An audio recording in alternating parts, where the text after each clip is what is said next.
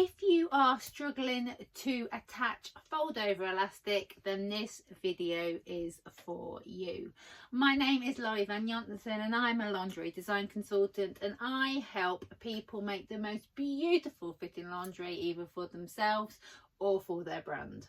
By the end of this video, you will know all the tips and tricks to attach fold over elastic so you are executing the look that is in shops. So with a fold over elastic, you will need a pattern which has no seam allowance. If you have a pattern with seam allowance, simply cut off 6mm on the legs and waist, either on your pattern or on your fabric after you cut it out. The reason you don't need any seam allowance is because the elastic on a fold over folds literally over the edge of your legs or waist to ensure you get a smooth, straight finish. So the problems I see mostly when people attach the fold over elastic is they have the elastic, lay down the garment, sew the fabric to the elastic, and then go over it again, folding over the top of the elastic so the elastic's completely folded over,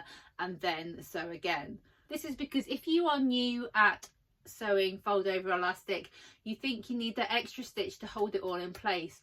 What tends to happen then, the more stitches you put on the elastic, the more needles are going through the elastics, and therefore it can cause that waviness you see in the elastic because you've got all the tension of the thread running through. So once you've done it once and you do it again, there's often too much thread and the tensions can alter, and therefore it all kind of twists and it doesn't lay flat. If you are buying a pair of briefs from a shop, you will see there's just a single zigzag stitch, and that is what we're going to look at today. So when I'm attaching normal elastic, I will make my brief the whole way and then lay the elastic on top, attach with the zigzag, turn it under and attach with the zigzag, ensuring that my elastic gets overlapped at the join.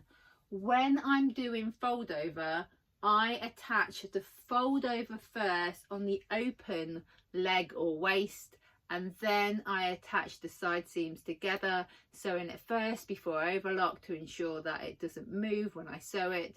And this ensures that you don't get that weird overlapping edge, especially when you're starting out. It's a really tricky thing to kind of do to keep all your seams together. And also it allows you to start with the fold over elastic folded as you stitch, place the elastic in, and then fold the elastic over as you go, and therefore you won't get any parts of the fabric sticking out from the fold over.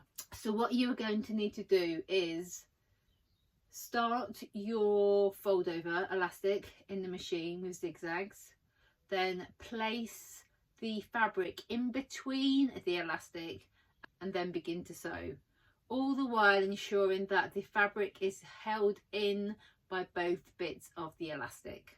And then once you've done it, you go all the way round and you will have completed a fold over elastic. And it's as simple as that. The more you do it, the more it will get easier and easier and easier. And it's a really quick way to apply the elastics because you're not having to do both. You're not having to attach the elastic, turn the elastic. You're just doing one motion with your fold over, and it gives a really lovely finish at the end with your brief. If you have any questions about fold over elastic, then please contact me. If this has helped, then please subscribe. I'll be giving more tips with lingerie design, whether that is business, running your own brand, or tips and tricks on the sewing part. Thank you for watching.